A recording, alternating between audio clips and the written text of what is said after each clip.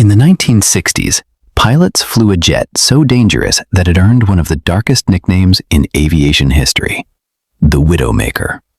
Not because it was outdated, not because it was weak, but because it was too fast, too unforgiving, and it gave pilots almost no second chances. This is why the F-104 Starfighter became one of the most feared jets ever built. The F-104 was born during the Cold War. After the Korean War, Vice President of Lockheed's Works, Clarence L. Kelly Johnson, spoke with fighter pilots about what they wanted and needed in a fighter aircraft. At the time, the American pilots were confronting the MiG-15 with North American F-86 Sabres, and many felt that the MiGs were superior to the larger and more complex American fighters.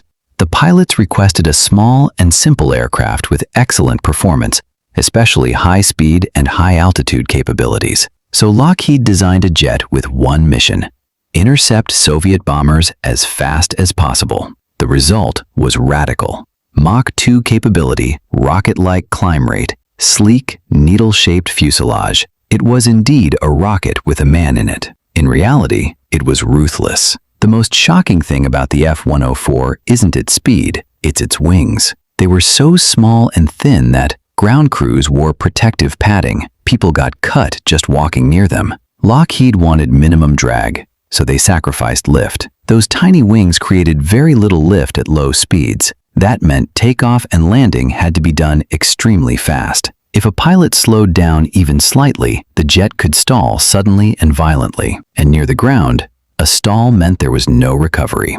As if that wasn't bad enough, early F-104s had a terrifying feature. In early versions, engineers were worried that at high speeds, a pilot ejecting upward would hit the high T-tail. Their solution? A downward-firing ejection seat. At low altitude, where most accidents happen, ejecting meant hitting the ground before the parachute could even open. Many pilots died not because the jet failed, but because they had no safe way to escape it. Later upgrades fixed this, but the damage was already done. The Widowmaker legend truly exploded in West Germany. Germany flew the F-104 in roles it was never meant for: low-level strike missions, bad weather, mountainous terrain. The jet was designed for high-altitude, clear-weather interception. Instead, it was forced into low-altitude flying at insane speeds. Flying a twitchy interceptor at high speeds near the ground in poor European weather, often loaded with heavy fuel tanks and bombs, was a recipe for disaster. The results were catastrophic. Over 900 accidents, around 300 pilot deaths. Families began calling it the flying coffin. The nickname Widowmaker stuck. Here's the twist. The F-104 wasn't a bad aircraft. It was a specialist jet, designed for one mission, flown best by highly trained pilots. But when missions changed, weather got worse, training fell short, the jet showed zero mercy.